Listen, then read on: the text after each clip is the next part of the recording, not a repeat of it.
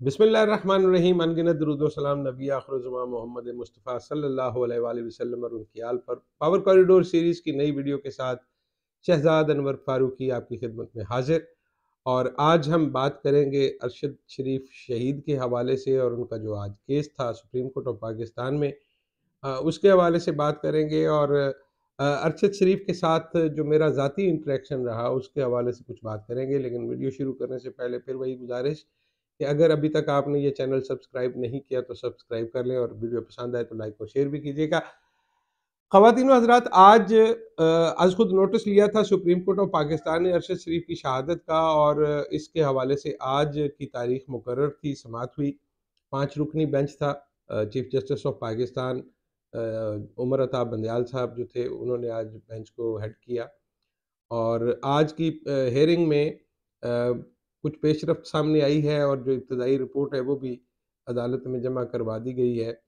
दिलचस्प बात ये है कि आज की इस हियरिंग के दौरान जो बेवा हैं अरशद की, उन्होंने बयान होके पेश होके तो उन्होंने ये मुतालबा किया कि वो आईएसआई और जो एमआई के अफसरान हैं उनको टीम में शामिल नहीं देखना चाहती हैं। उन्होंने एतराज़ किया कि चूँकि इल्ज़ाम जो है अरशद शरीफ की शहादत का, वो इन्हीं इदारों से मुतल्लिक़ अफसरान पर है, तो इसलिए वो नहीं चाहती कि इनको शामिल किया जाए।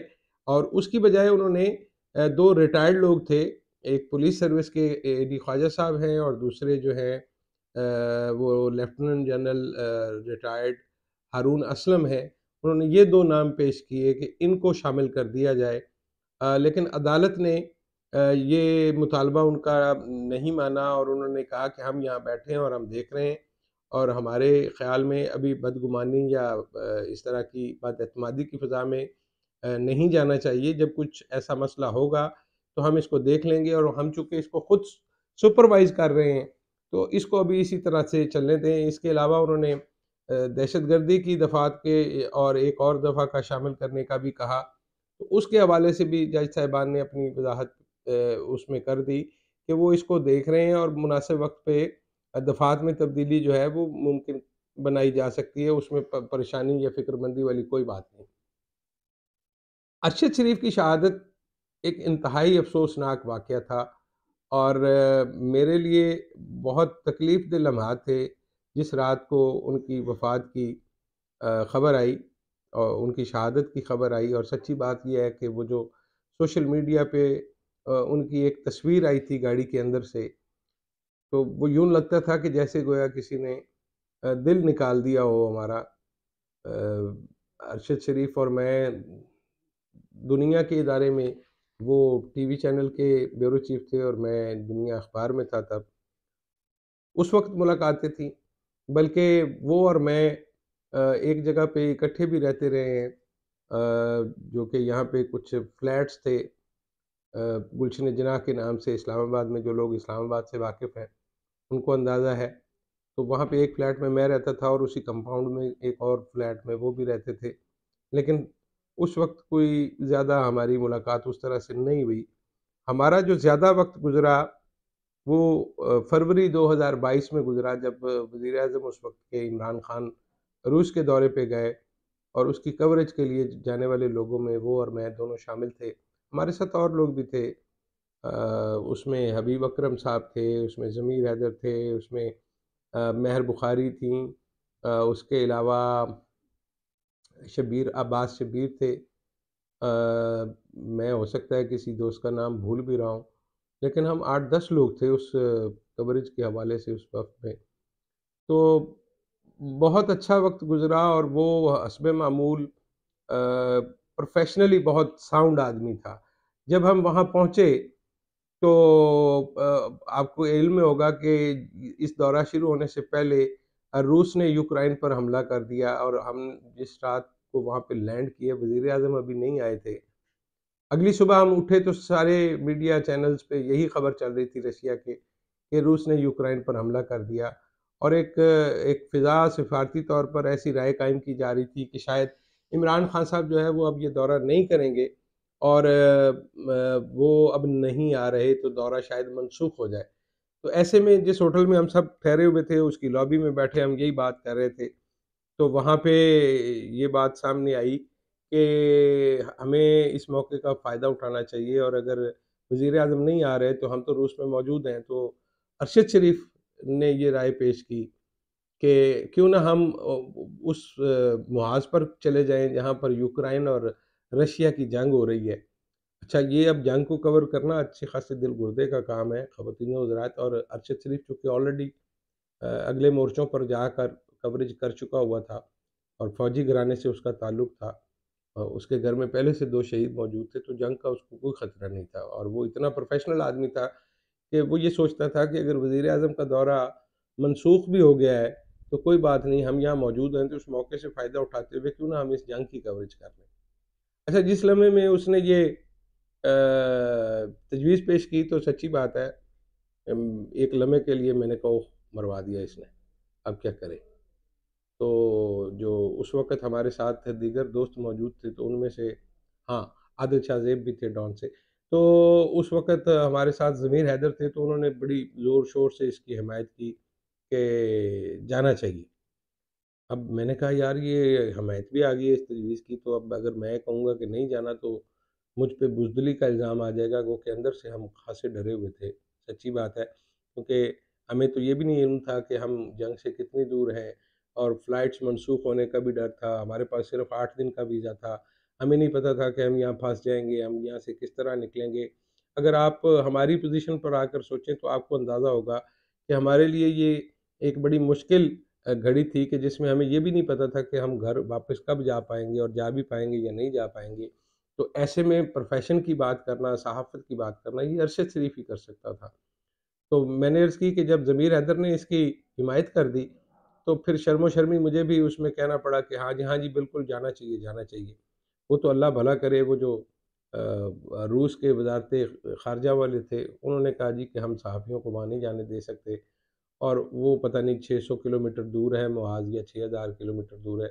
मेरी जाने भला, मैंने शुक्र किया कि अच्छा यार, कोई बहाना बना, और ये मुहाज़ जंग से तो हम बच गए। लेकिन अभी मैं सोचता हूँ कि अरशद शरीफ़ जो है, उसने उन हालात में, जबकि हमें ये नहीं मालूम था कि हम वापस जा पाएँगे या नहीं, और कब जा पाएँगे, हमारे वीज़े ख़त्म हो जाएँगे, पैसे ख़त्म हो जाएँगे, क्या होगा, क्या नहीं होगा। उस लम्हे पर भी उसको यही पता था कि हम जंग की कवरेज कर लें। फिर ऐसा हुआ कि शाम तक सूरत-ए-हाल क्लियर हो गई, और मालूम ये पड़ा कि वज़ीर-ए-आज़म आ रहे हैं। फिर हम वज़ीर-ए-आज़म के दौरे की कवरेज में जुट गए। वज़ीर-ए-आज़म दौरा करके चले गए। तो उसके बाद हम लोगों का वीज़ा बाकी था, लेकिन वापसी की टिकटें मुख्तलिफ़ तारीखों की थी सबकी, चूँकि सब अपने-अपने तौर पे आए हुए थे। तो मेरे पास कुछ दिन थे, तो मैंने सोचा रशिया पता नहीं फिर कब आना हो। तो मैंने प्रोग्राम किया कि सेंट पीटर्सबर्ग जाना चाहिए।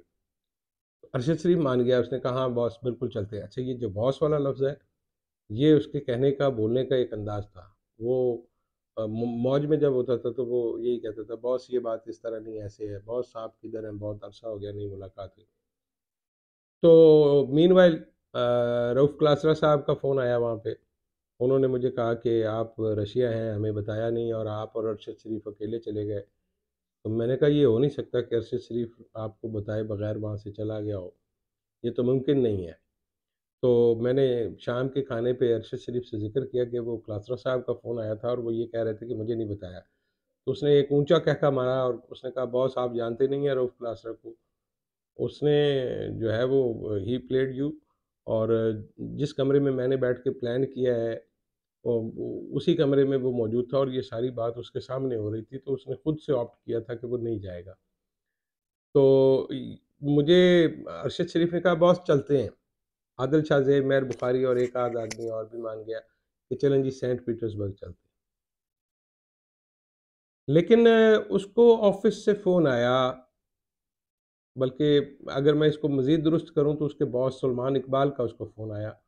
मेरे साथ ही बैठा हुआ था, उस वक़्त होटल की लॉबी में हम मौजूद थे, और ये फाइनल कर रहे थे कि हम सेंट पीटर्सबर्ग कब जाएँगे। तो फ़ोन जब बंद हुआ, तो उसने मुझसे कहा कि बॉस, सॉरी, सेंट पीटर्सबर्ग फिर चलेंगे। अभी बुलावा आ गया बॉस का, तो मेरा जाना ज़रूरी है। तो मैंने कहा भाई मैंने तो ठान ली है तुम्हारे साथ दोबारा आ सकता हूँ, लेकिन अभी मैं मिस नहीं करूँगा। जब उसने कहा कि सेंट पीटर्सबर्ग फिर सही, उस वक़्त मुझे ये मालूम नहीं था कि ये फिर कभी कभी नहीं आएगा। क्योंकि रशिया में जो चीज़ें हम देखी हमने, हम बल्कि आपस में बात भी करते थे कि हम रशिया को जितना पसमानदा समझते थे और जिस तरह का हम सोच के आए थे कि कोई बैकवर्ड मुल्क होगा, वो हमारी तवक्कुआत से ज़्यादा तरक्की याफ़्ता था। आफ्टर ऑल वो एक सुपर पावर रह चुका हुआ था। हमें उसको अंडर एस्टिमेट नहीं करना चाहिए था, लेकिन चूँकि आहनी पर्दे के पीछे जाने का हमारा ये पहला इत्तेफ़ाक था, रशिया जाने का भी। और मैं आपको ये भी बता दूँ कि वज़ीर-ए-आज़म की कवरेज करते हुए मुझे इस्लामाबाद में काफ़ी अरसा हो गया। तो कुछ दौरों में मौका मिला, लेकिन अरशद शरीफ नहीं गया कभी और ये वो ऑप्ट करता था कि वो नहीं जाएगा। ये पता नहीं सफ़र उसकी किस्मत में लिखा था कि उसने इस दौरे पे जाना है और वो गया। जब उसने कहा कि फिर कभी जाएँगे, लेकिन वो तो उसके बाद एक और लंबे सफ़र पर निकल गया। उसने कुछ तस्वीरें बनाई, मैंने उसकी बनाई, बाकी लोगों ने एक-दूसरे की, सब लोगों ने एक-दूसरे की तस्वीरें बनाई। वो तस्वीरें हमने बाद में एक-दूसरे के साथ शेयर भी की। लेकिन बात सिर्फ़ इतनी है कि वो तस्वीर जो मैंने उसकी खींची हुई अपनी डीपी पे लगाई, वो तस्वीर मैं आजकल में चेंज करने वाला था, जिन दिनों में उसकी शहादत हुई। मैं सोच रहा था काफ़ी अरसे से लगी हुई है, इसको चेंज कर देते हैं। ये वो मंज़र था कि जो मास्को के एयरपोर्ट पे वीवीआईपी लाउंज में मैं बैठा हुआ था और ग़ालिबन उस लम्हे किसी और टीवी प्रोग्राम, किसी और टीवी चैनल को ग़ालिबन बीपर दे रहा था इस दौरे के हवाले से। तो इसने मेरी बेख़बरी में वो तस्वीर मेरी लाइल्मी में उतारी, मुझे तो पता भी नहीं था। उसको फ़ोटोग्राफ़ी का बहुत शौक था। उसके पास प्रोफ़ेशनल कैमरा मौजूद था और वो हर चीज़ की तस्वीरें ले रहा था। उसने बहुत सारी तस्वीरें बनाई, बेतहाशा तस्वीरें बनाई और ये मुझे उसी दौरे में पता चला कि उसको फ़ोटोग्राफ़ी से कितनी दिलचस्पी है। लेकिन अब इससे क्या हो सकता है? उसको याद ही किया जा सकता है या उसकी यादों से दिल बहलाया जा सकता है। वो डीपी मैं चेंज करने वाला था, लेकिन अब जब कभी मैं वो डीपी देखता हूँ तो वो मुझे अरशद की याद दिलाती है। मेरा हौसला नहीं है कि मैं उस डीपी को तब्दील कर पाऊँ। अरशद शरीफ तो चला गया, लेकिन हम जाने वालों के लिए उसने एक रास्ता छोड़ा, मुझ जैसे कमज़ोर, कम हिम्मत आदमी के लिए, कि अगर आप किसी बात को दुरुस्त समझती हो तो उसके लिए जान दी भी जा सकती है। उसके लिए किसी भी हद तक जाया जा सकता है। मैंने अभी 4 दिन पहले रऊफ़ क्लासरा साहब से इस मौज़ू पे बात की, तो मैंने कहा कि आपका ताल्लुक ज़्यादा था, मेरी तो असेसमेंट है कि वो अपने मौक़िफ़ पर इस हद तक डट गया था कि उसके लिए वापसी नामुमकिन थी और जिन लोगों ने उसके लिए जीने के रास्ते तंग किए, वो ये चाहते थे कि वो अपनी राय से रिजू करे, वो अपनी राय से फिर जाए। लेकिन उसको ये लगता था कि प्रोफ़ेशनली शायद ये कोई दुरुस्त बात नहीं होगी कि एक बात जो कल तक दुरुस्त थी, वो आज गलत हो गई और जो कल तक गलत थी, वो आज दुरुस्त हो गई। अपने आप को वो ये नहीं मनवा सका। तो ऐसे ही था वो और बस वो कभी-कभी जो फ़ोन करके वो कहता था, "बॉस किधर हो? क्या हो रहा है?" यही यादें हैं। अब सुप्रीम कोर्ट ऑफ पाकिस्तान की कोर्ट में बॉल है। देखते हैं कि उसको इंसाफ़ मिलता है या नहीं। ये समाअत जो है, ये फरवरी के पहले हफ़्ते तक मुलतवी कर दी गई है और हमें उम्मीद रखनी चाहिए कि इस हवाले से इंसाफ़ होगा। लेकिन सच्ची बात ये है कि मेरे दिल को अब किसी बात पर कोई यकीन नहीं। अपना बहुत सारा ख़्याल रखिएगा। मिलते हैं नई वीडियो में। अल्लाह के निगहबान।